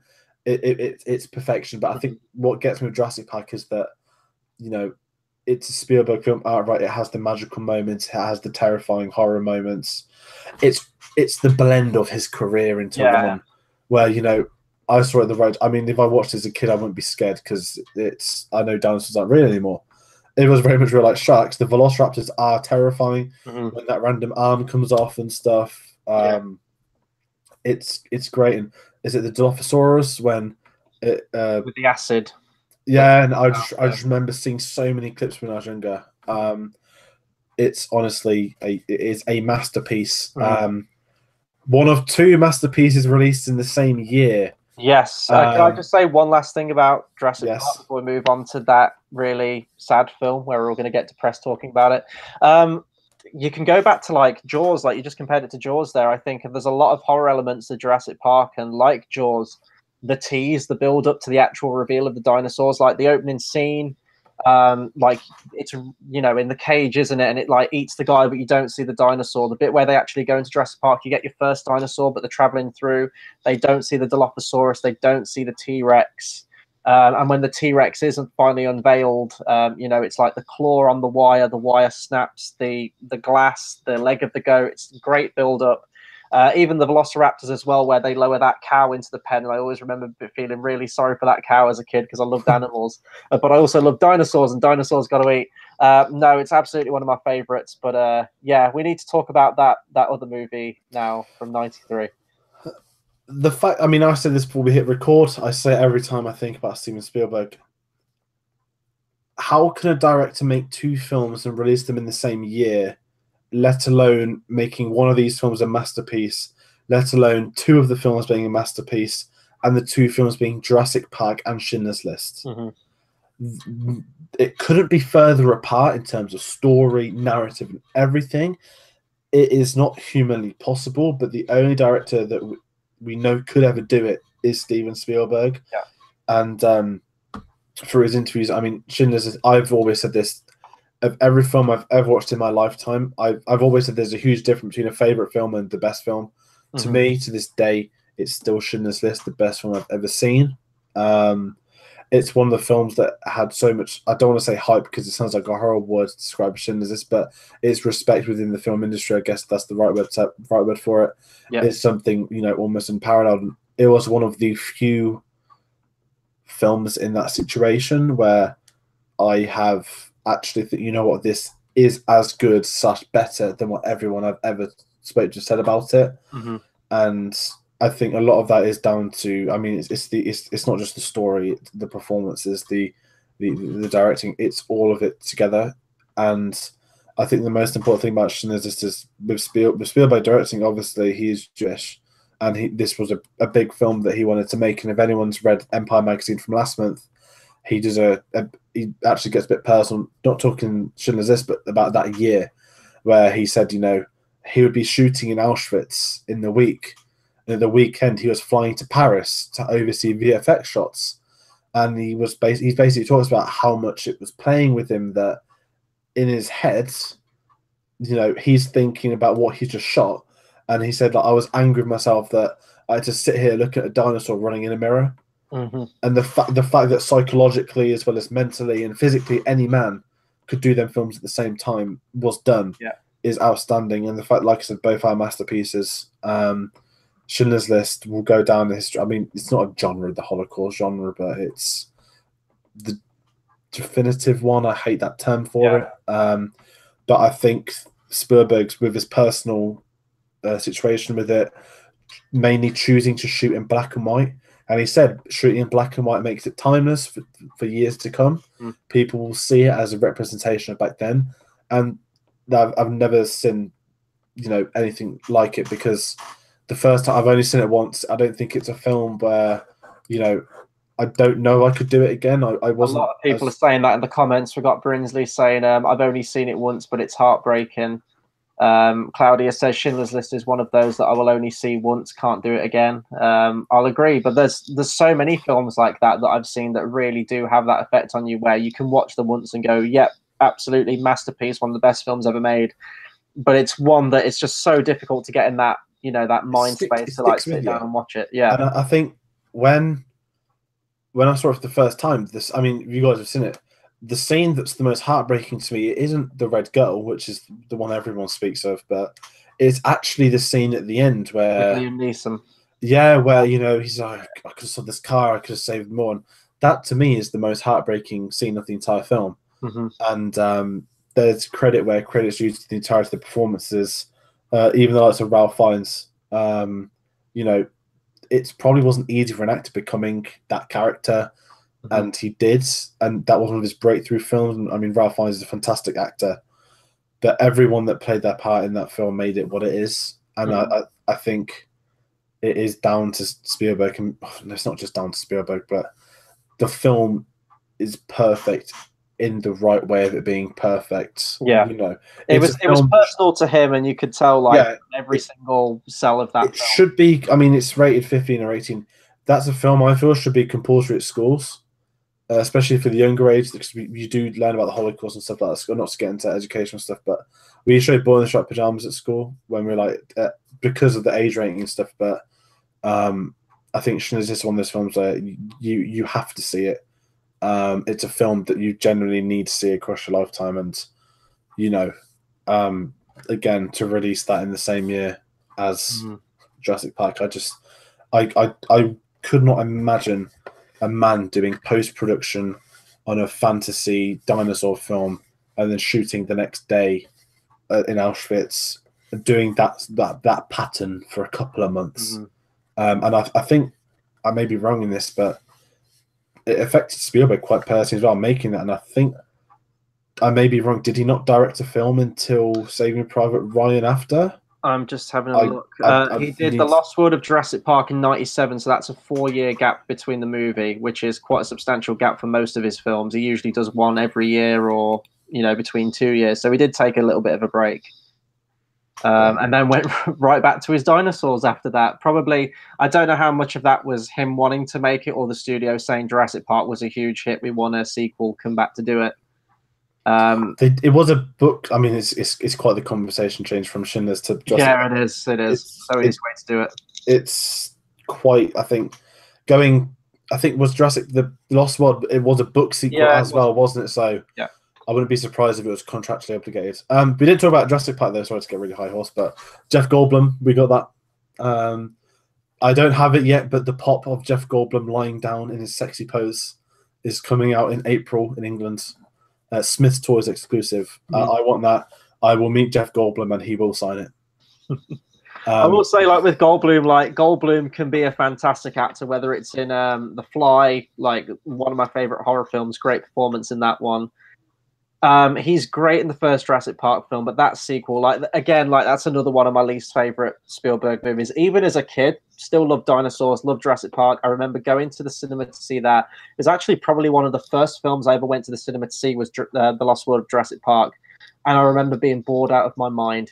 Didn't hold my attention at all. Even as a kid, I knew it was crap compared to the original Jurassic Park. I love Goldblum, but he doesn't work as the lead in that movie. His character worked better as the supporting character. There's a lot of terrible things in that movie. The acrobatic scene with the daughter where she kicks the Velociraptor. It gets kind of fun towards the end where the T-Rex comes to it's not Los Angeles. Is it Los Angeles? They do a King Kong, don't they? And they have it on show and stuff. Yeah. In it. I quite liked that moment towards the end, but it was too little, too late at that point. I thought it was really boring, and it is one of my least favorite Spielberg movies. I remember the openings. I remember vividly at Christmas once to my grandparents, and I remember the opening scene where there was the little kids and there was the little dinosaurs pecking at them on the beach and they start screaming. I remember that scene like it was yesterday. I noticed the opening scene. I didn't watch it all then. The first time I watched it fully was actually for our Jurassic Park reviews we all did in our channel. I had to sit through 2 and 3 for the first time. 3's fun. I like 3. 3's all right. It was an experience. I think it's Jurassic Park. So I didn't watch them fully till a later age, but everyone's seen clips of all the Jurassic Park films, haven't they? Yeah. But like with Jeff Goldblum, I love him, but he's not a leading man. It reminds me very much of the Han Solo film coming out. The character of Han Solo is a supporting role. He's not a lead. Brinsley, quickly thoughts on Jurassic World. I know it's not Spielberg. I was caught up in the Jurassic World hype when it came out. I watched it like 3 times at the cinema. I'm not gonna lie. I do like Jurassic World. It's not as good to me now as it was back in the hype, but I was caught up within it. What I will say is I really want Jurassic World 2 to be good, but it looks awful. Jurassic World is the best Jurassic Park sequel. I love the whole concept of the park being open and them being in the world and stuff. I love Chris Pratt. I love him more in Parks and Rec and as Star-Lord. I'm not too fond of him being Macho Man because I think he's got too much charisma and comedy for that. And Bryce Dallas Howard running in high heels. But second one, I want it to be good, but I don't think it will be. My thoughts really quickly. I hated Jurassic World. It's the soft reboot. I hated all the characters. Can't stand it. It was actually on UK TV not too long ago, a couple of weeks ago. I tried to catch a bit of it to give it another watch, and I just couldn't get into it. Turned it straight off. Too much CGI over the top. But as you said, the sequel looks terrible from all the trailers that I've seen, from what I've done a reaction to. I'm absolutely dreading that movie. But hopefully the dinosaur scenes will carry it through and I can at least have some fun dino action. But I couldn't stand Jurassic World. I love Jurassic Park 3. It's like 80 to 90 minutes. It's like a fun little dinosaur movie. But as we said, Spielberg produced those movies, I think. He didn't direct those ones. So what I wanted to bring up really quickly, and this is kind of going back to 93, but it's a pattern that he does. Oftentimes now, Steven Spielberg will make 2 movies a year, and he always seems to do that one big digital movie. And the smaller drama one. So obviously 93 is his big example, because like obviously both those are a masterpiece, both are really grandiose with Jurassic Park and Schindler's List. But I'm having a look, he's like made 2 movies in some years quite often. He did... where is it? In 2005, he did War of the Worlds and Munich. So again, you have to see Munich historically. Yeah, same here. You have your big war movie there. It is, isn't it? Oh god, Munich. It's a. I think it might be about a bomb threat during the Munich Olympics or something. Showing my lack of knowledge there, sadly, to Munich. But you have your big historical movie there with War of the Worlds. Your big summer blockbuster with loads of CGI. He did Minority Report and Catch Me If You Can the same year in 2002. Did he do War Horse? Was that the same year as Tintin? And, 2011, Adventures of Tintin and War Horse. We've basically got Ready Player One with... because for those that don't know the story, is that Ready Player One was originally due out December 14th, 2017. And then when Star Wars moved there, basically straight away... Spielberg moved Ready Player One to the March slot, and obviously his mates with Kathleen Kennedy, she probably said we're going to take December. he probably said that's fine, blah blah blah. And they did trailer with each other, blah blah blah. Anyway, and that gave him an extra 3 months to then just, I mean, shoot and edit the post, I guess. Quick and easy done. And obviously, it was so much CGI for Ready Player One. I mean, he had time off, didn't he? Yeah. Well, that Adventures of Tintin, he collaborated with Peter Jackson on it, if I remember rightly, and Andy Serkis is in that movie as well. Motion capture technology. Simon Pegg, and he had quite a cast, didn't he, for that? Yeah, he did, and that technology he's like gone on and used in the BFG, for example, with Mark Rylance, where even with the BFG, you can still kind of tell it's Mark Rylance with the motion capture and the facial recognition. I'm not going to lie, I don't really like those big CGI-filled movies. With the exception of Ready Player One, that looks like it's in keeping with the story, though, with the whole visual world, virtual reality. I'm seeing that movie Thursday. We should have a review out for that on Thursday as well, so look out for that. I'm really looking forward to that, and the CGI does look incredible, like way overblown, like loads of it. I haven't seen anything like that, visually stunning. I guess it's just like another notch on Spielberg's belt, really, of what he can do. Like, he can do the historical drama films, he can do the practical effects adventure films, horror films, and also he can do this new sort of like virtual world, like post-Avatar, completely created in a computer world. Brinsley very quickly said, I haven't seen Warhorse. How was it? I loved Warhorse. I didn't even know it was a Spielberg film. It was after I saw it. I knew it was a Michael Morpurgo book. But the first time I saw Warhorse, I really liked it. I liked the fact that it followed the horse through the war rather than just soldiers on a horse and whatnot. There was a nice touch, and it was done very charming in that Spielberg manner, with a great ensemble cast. Right, I'm trying to think of other things before we hit 1998. Ready Player One quickly. Right, I'll probably say this again tomorrow. The way they've shot Ready Player One, so they all the cast and crew had VR headsets for acting, and basically what happened, I don't know if I told you this, but they digitally created sets on this computer. They weren't fully rendered, but it basically meant when the actors are inside the virtual world, they're acting within the virtual world, so they could see their sets that they're actually going to be using. Apparently, they all use that to film the VR stuff, which actually sounds really amazing, because it probably helped the actors perform rather than being like a giant white empty studio space, giant green screens. Instead, it gives them a bit of course to act with.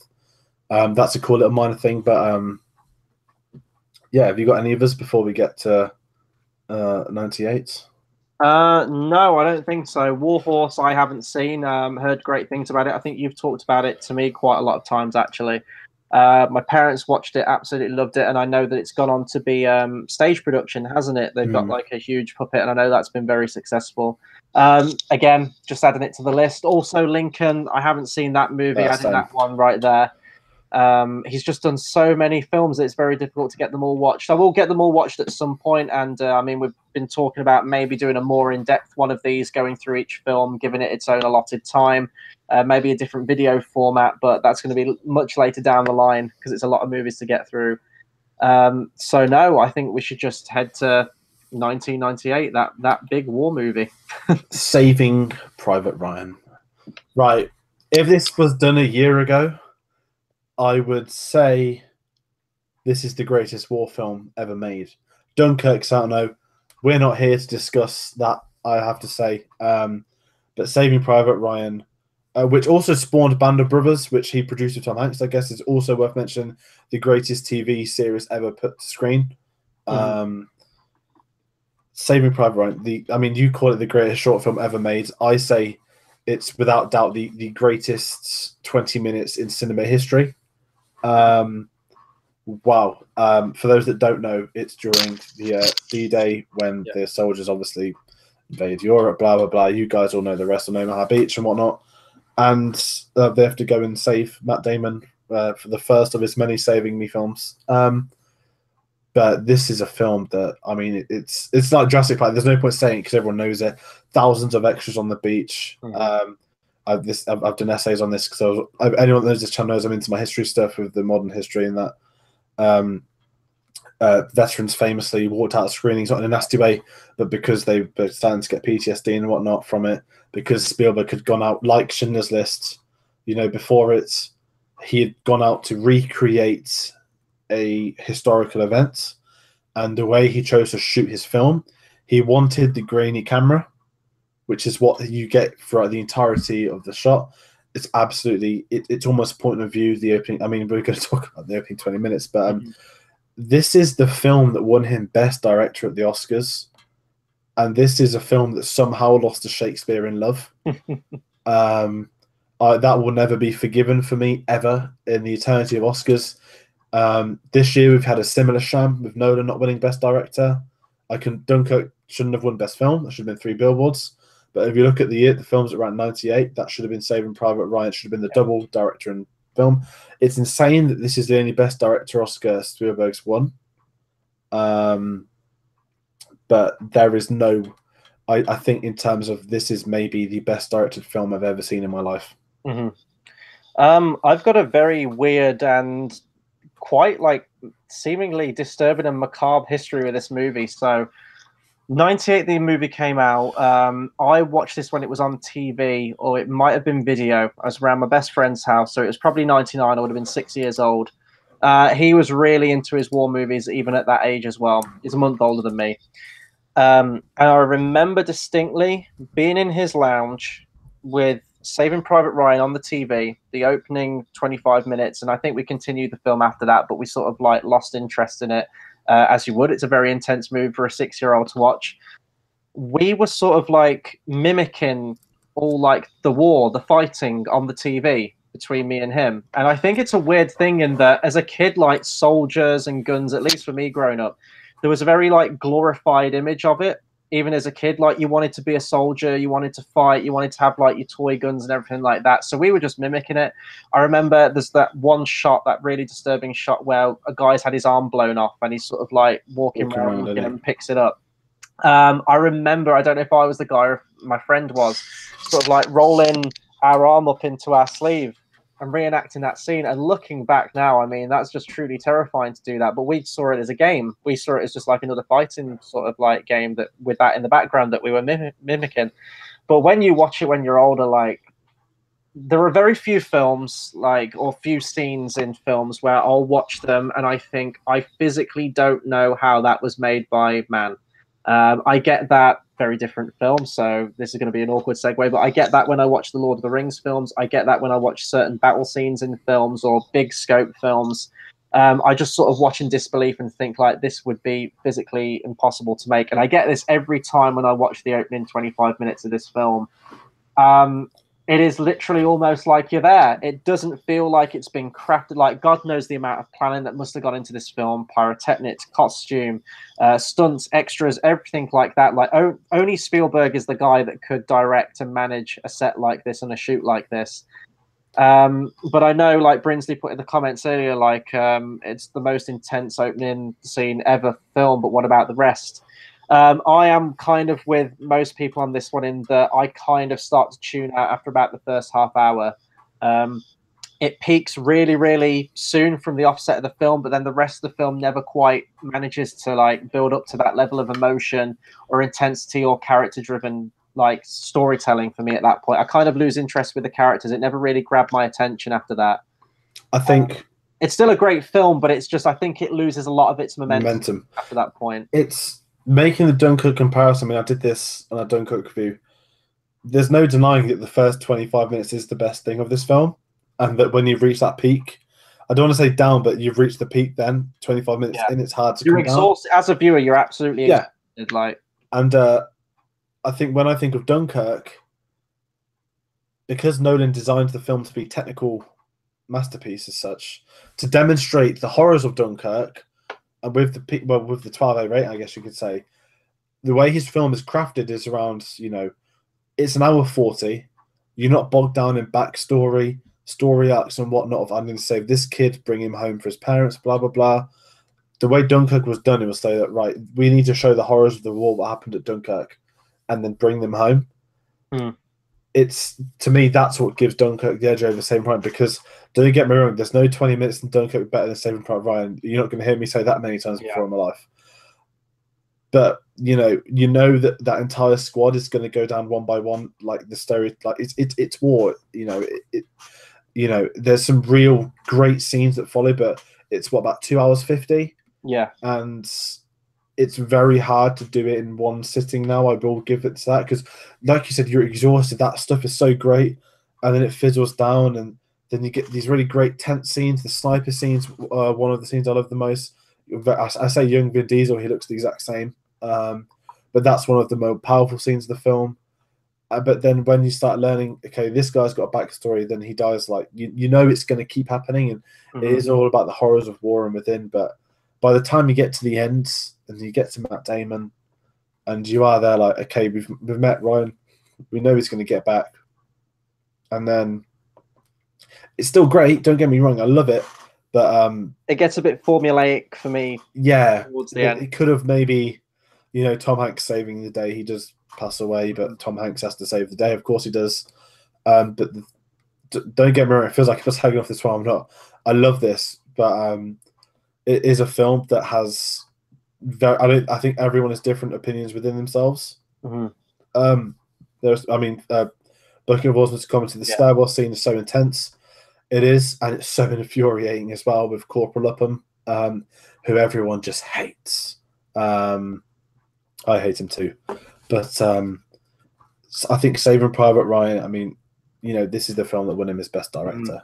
Only Spielberg could have actually, without bumming up to Nolan too much. One of my friends did say to me, she goes, in 20 years' time, Nolan will get spoken of like Spielberg. I personally don't think anyone will ever be. I think Spielberg is the best director of all time. I think he will remain that. I think for what he's done, I think Nolan is himself. That Nolan will be Nolan. Spielberg will be Spielberg. I think Spielberg has reached his peak. He is him. He is Steven Spielberg. No one will ever come close. Yeah, and that's a testament. What we've spoke about the films over the last two hours maybe. Yeah, no, this is going to be a long video. This might be one of the longest ones we've done on the channel. And the fact that we haven't even, we've spoke about 10, 15 of his films. It's insane. But my word, I think Saving Private Ryan is like the cream of the crop in it. Yeah, and it's crazy because we've been talking about these other films, but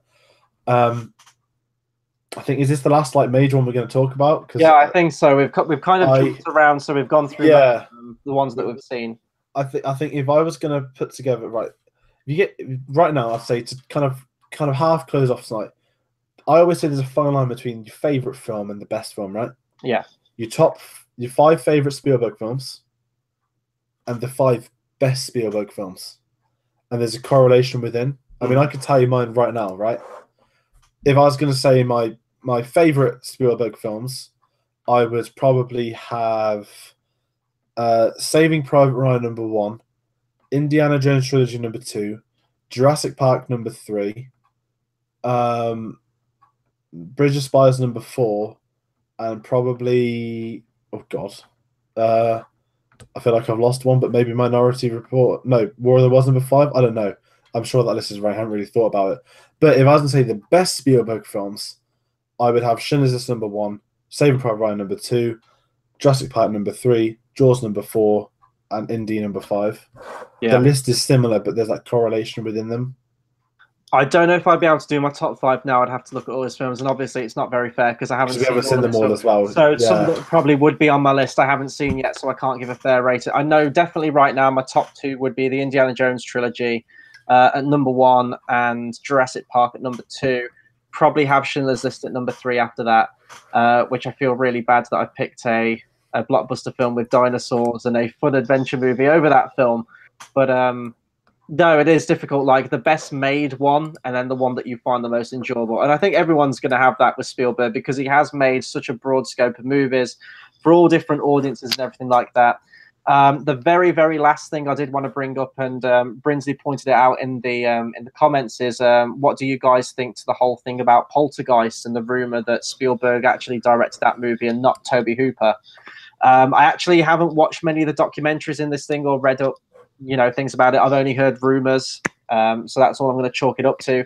It does feel like a very Spielberg movie. Again, with like the whole family thing, it is a PG rated movie, I think it is, so it does have that family related thing going to it whilst also being a horror film. I can't comment or speculate on how much was shot by Toby Hooper, how much was shot by Spielberg, or how much of an influence from the producing role Spielberg actually had in that movie. And kind of similar to Return of the Jedi as well, with Richard Marquand. They say that Spielberg shot one scene in that movie, isn't it? Or was it like a substantial portion? Oh no, that's Revenge of the Sith. What happened with Returns? They basically say Lucas basically directed it, didn't they? From behind the scenes, they kind of say. But they wanted Spielberg to direct. Well, Lucas wanted Spielberg to direct Return of the Jedi. Spielberg wanted to direct it, but what happened was, because there was a big, I don't say court case, but there was a big drama with the Directors Guild of America. Because of the opening crawl, Directors Guild, he was not allowed to use any director linked to the Directors Guild. So Richard Marquand was Welsh, I believe. And Spielberg didn't get directed, but famously for Revenge of the Sith, George Lucas was consulting with Spielberg, and he basically said, the scene where Anakin goes up, the Jedi fight Palpatine, Anakin comes in halfway through. The original version, before Spielberg basically said, you can't do that, George, was that Anakin was going to go up with the 4 Jedi, then Anakin was going to kill them all in front of Palpatine, say, blah, blah, blah, I'm now a Sith. And that was that. And, Spielberg gave them the idea of what they did eventually. But also, they reckon Spielberg did the storyboards for the Grievous chase with Obi-Wan, the wheel and the lizards. Oh, right. Which actually does feel very Spielbergy when you watch it. But it's a cool little thing. I mean, I think he's done that with a lot of films, doesn't he? Yeah.